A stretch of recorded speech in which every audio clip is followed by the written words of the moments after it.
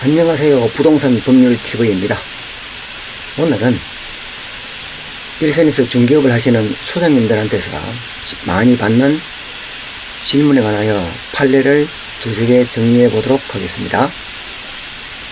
자, 먼저 대법원 96-555 판례입니다.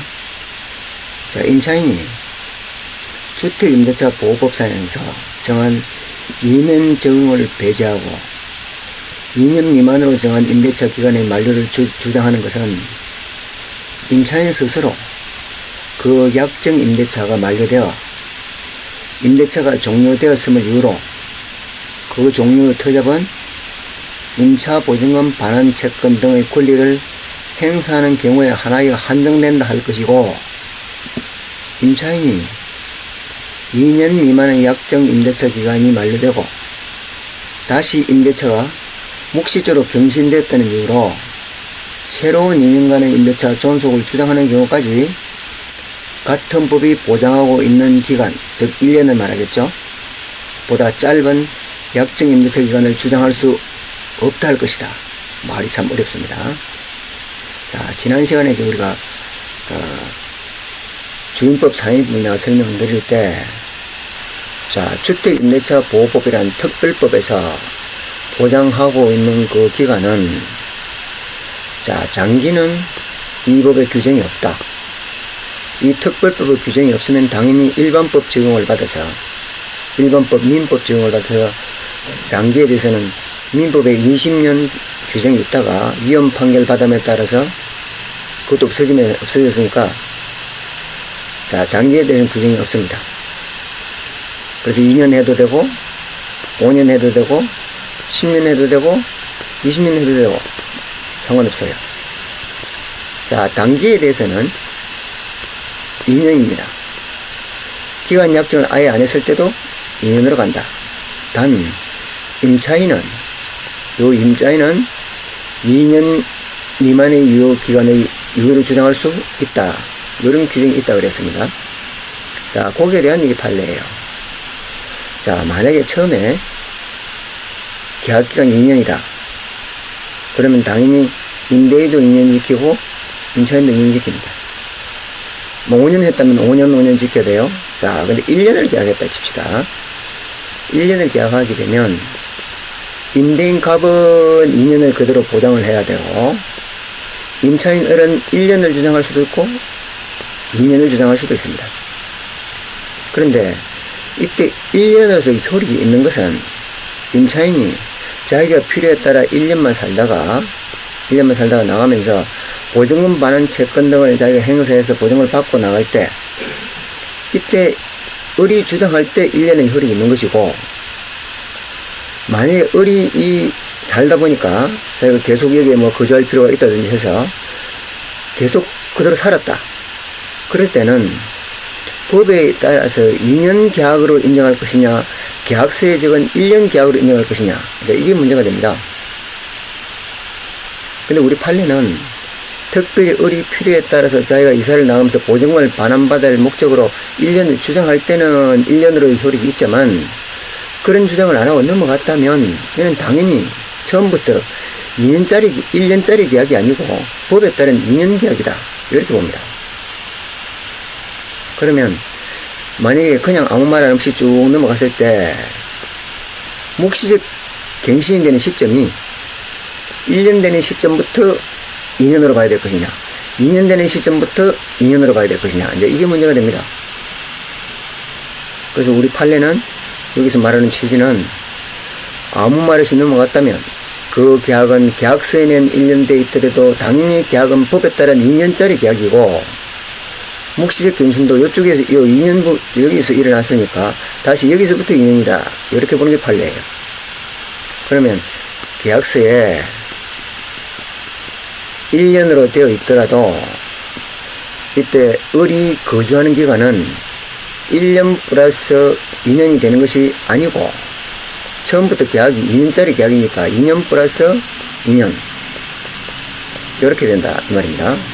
자, 이게 왜 실익이 있느냐 하면, 만약에 1년째 여기서부터 묵시적 갱신이 됐다면 묵시적 갱신 기간에는 임차인은 언제든지 해지 통지를 할 수가 있고, 그 통지가 임대인이 통지를 받은 날로부터 3개월이 경과하면 임대차가 종료되니까, 만약 이 시점에 갱신이 됐다면 임차인은 언제든지 이 중간에 해지 통지를 할 수가 있는 반면에, 만약 이 기간이 그냥 경과되어 버렸다면 그때는 요때까지는 계약이 2년짜리 계약이니까 이때까지는 해지 통지를 할 수가 없다는 그런 문제가 생깁니다. 그래서 이게 좀 애매한 부분이 있어서 중개사님분들이 많이, 그러니까 1년짜리 계약했을 때 계약 갱신이 여기서부터 되느냐 여기서부터 되느냐, 3년을 살 수 있느냐 4년을 살 수 있느냐, 이제 이걸 많이 따집니다. 그리고 지금 임차인에게 인정되는 1회 안에서 인정되는 계약 갱신 요건도 당연히 2년 되는 이 시점에 행사하는 걸로 그렇게 판단합니다. 참고하시고요.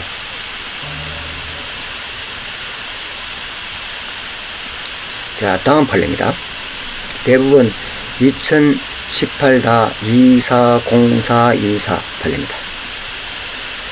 자, 이건 상가에서 나왔던 판례인데 주택도 당연히 유추 적용을 합니다. 자, 임차인이 임대차 계약 종료 후 보증금을 반환받을 때까지 임대인에게 열쇠를 건네주거나 비밀번호를 알려주지 않는다 하더라도 자기 점유에 두고 있다 이 말이겠죠. 자, 그동안 임차 목적물에서 영업을 계속하지 않은 경우에는 실질적으로 이득을 얻은 바가 없으므로 임차인이 임대인에게 월 임료 상당의 부당이득을 반환할 의무가 없다 할 것이다. 자, 이게 대부분 판례입니다. 주택이나 상가나 마찬가지라고 보시면 됩니다. 주택이나 상가나 마찬가지입니다. 자, 지금 묵시적 갱신에서 계약이 쭉 진행되고 있습니다. 자, 그런데 임차인이 저희가 묵시적 갱신 중에는 언제든지 해지 통지를 할 수가 있고, 자, 임대인이 그 통지를 받은 날로부터 여기서 해지 통지를 했다 칩시다. 임대인이 그 해지 통지를 받은 날부터 3개월이 경과하면 해지의 효력이 생긴다. 그 임대차가 종료가 되는 겁니다. 자, 그러면 임차인이 차임을 계속 지급하고 있었다. 자, 월세를 계속 지급하고 있었다. 이럴 때 해지의 효력이 생길 때, 임대차가 종료될 때까지는 당연히 임차인이 차임을 지급할 의무가 있습니다. 그런데 요 시점에 보증금 돌려받고 이사를 나가면 모든 게 깨끗이 끝납니다. 근데 만약에 이때 보증금을 못 내준다, 이럴 경우에는 할 수 없이 임차인은 계속 이제 거주를 하는 게 대부분인데, 이때는 거주를 하더라도 임대차는 종료는 됐지만 보증금을 반환받는 것과 임차인이 집을 비워주는 것, 명도를 해주는 것은 동시이행 관계이기 때문에, 동시에 이행해야 되는 관계이기 때문에 보증금을 반환받을 때까지는 자기가 점유를 넘겨주지 않고 있어도 그때 점유는 적법점입니다. 요게 지금 안 됐기 때문에 자기도 안 해주는 거니까 이거는 적법점이에요. 불법점은 아니고 적법점입니다. 자, 그런데 만약에 3개월 경과되기 전에 집을 비워주었다면 그때는 차임을 지급할 필요도 없고, 오히려 임대인이 보증금을 반환하지 못한다면 그 보증금에 대한 법정 이율 연 5%의 이자까지도 받을 수가 있습니다. 근데 계속 살고 있다면 이게 문제입니다. 임대차 관계는 종료된 상태에서, 어쨌든 종료된 상태에서 남의 집에 계속 사용하고 있으면서 사용 수익에 대한 대가, 이게 부당이득이죠. 자, 요거는 임대인에게 반환해야 된다는 게 판례의 취지예요. 자, 그러니까 차임을 계속 지급하라 이 말입니다. 근데 만약에 이 사람이 이미 다른 데 거주를 하고 있고 할 수 없이 보증금을 반환받지 못했기 때문에 키를 안 주고 있다. 자기가 점유하고 있다. 그러면 실질적으로 여기서 사는 게 아니니까 이득을 얻은 바가 없기 때문에 그때는 차임을 지급할 필요가 없다. 정리해서 말하자면 해지 통지를 하고 나서 3개월까지는 차임을 지급해야 되고 그 전에 집을 비워줬다면 그러면 그때는 차임은 지급할 필요도 없고 오히려 보증금을 반환받지 못하면 보증금 플러스 법정 이율까지 법정 이자까지 붙여서 나중에 반환받으면 되는데 자기가 갈 때도 없고 계속 살고 있다면 그때는 남의 집에서 임대차도 끊었는데 어쨌든 사용수익을 하고 있는 거니까 그 차임 상당의 부당이득은 반환하는 게 맞고 다른데 자기가 지금 이미 거주를 하면서 실질 거주를 하는 이익을 얻는 바가 없다면 그때는 차임을 지급할 필요가 없다. 근데 여기서 이제 임차인 입장에서는 주의하셔야 할 게 다른데 이사 간다고 해서 보증금을 반환받을 때까지는 주민등록을 빼버리면 그때는 대항력이나 우선변경이 없어지므로 주민등록은 빼시면 안 되는데 반드시 임대차 계약을 한 본인의 주민등록이 꼭 필요한 것은 아니고 가정 공동생활하는 가족 중 1인의 주민등록만 있어도 유효합니다. 그리고 인도도 자기가 그대로 인도가 점유인데 점유도 자기가 하고 있어야 되니까 자기가 번호피를 가르쳐주지 않고 또 열쇠키를 자기가 그대로 관리를 하고 있다. 그럼 별 문제가 없어요. 그런데 문제는 다른 세입자도 구하고 해야 되니까 번호를 대부분 가르쳐 줍니다. 자, 그렇게 되면 완전히 짐을 다 비우지 말고 내가 이 집에 점유하고 있다는 것을 증거로 짐의 일부는 남겨두는 게 좋습니다. 참고하시고요. 자, 그리고 주민등록을 꼭 전부를 다 빼야 될 그런 입장이 있을 때는 법원의 힘을 빌어서 임차권 등기 명령에 따른 임차권 등기가 완료된 후에 등기부에 기록되는 거 확인하고 그 다음에 주민등록을 빼셔야 합니다. 자, 그 다음에 상가 판례에서 하나만 더 보겠습니다. 자, 그전에는 2018년 10월 16일부로 그전에는 상가임대차 보호법에 임차인이 계약갱신 요구를 할 수 있는 그 기간이 최초 임대차 날로부터 5년간 행사할 수 있었습니다. 근데 요 이후에는 법이 개정됨에 따라서 5년이 아니고 10년으로 바뀌었습니다. 근데 그 법에서 말하기를 이렇게 이야기를 합니다. 요 10년 지옥을 받는 사람은 요 법 시행 후에 임대차 계약을 했거나 또는 요 법 시행 후에 그 임대차 계약이 갱신되는 경우 요때 시민자료를 제정한다 이렇게 되어 있어요. 자, 그걸 이제 해석을 어떻게 할 거냐 이 문제입니다. 만약에 이 시점에 계약을 하면서 이제 지금 이제 거의 5년 되는 시점 아닙니까? 요때부터 5년 되는 시점인데 이 시점에 계약을 체결하면서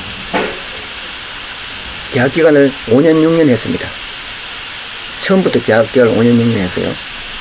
그러면 요 시행 이전에 이미 계약이 체결되었고 그 이후에 갱신된 바가 전혀 없기 때문에 이때는 집주인 입장에서 당신은 5년 지원을 받으니까 나가십시오 할 수가 있습니다. 그런데 요 이후에 계약을 체결했거나 그 전에 계약을 체결하더라도 요 사람이 이 이후에 갱신을 했다. 이럴 때는 이제 그때부터는 10년 적용을 받아요. 근데 이때 갱신이 문제입니다.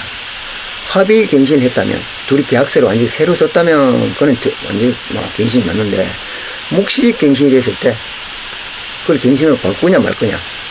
그러니까 이때 계약을 하고 그냥 계약 기간이 처음에 1년 했던 2년 했던 그게 아무 말 안 없이 쭉 넘어갔습니다. 그러고 나서 이 집주인이 한다는 소리가 임대인이 한다는 소리가 당신은 이미 옛날에 계약한 사람이니까 5년 경과됐으니까 나가십시오 이렇게 할 때 임차인 입장에서 아닙니다.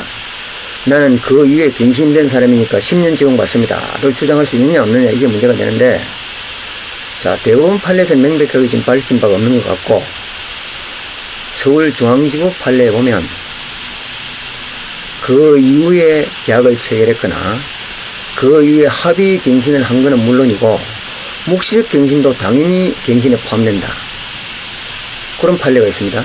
그럼 그 판례를 인용한다면 아무 말 없이 넘어간 묵시적 갱신도 갱신에 포함되니까 임차인은 당연히 처음 계약한 날부터 한 10년까지 계약갱신을 요구할 수 있는 권리가 있다, 이렇게 보셔야 됩니다. 자, 오늘은 주택과 상가에 대한 실무상 질문이 많은 판례 3개 정도를 검토해 봤습니다.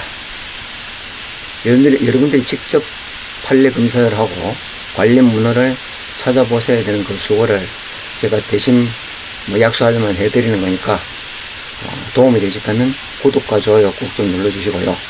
공고도 좀 부탁드리겠습니다. 다 함께 풍요와 행복을 추구하는 부동산 법률 TV였습니다. 감사합니다.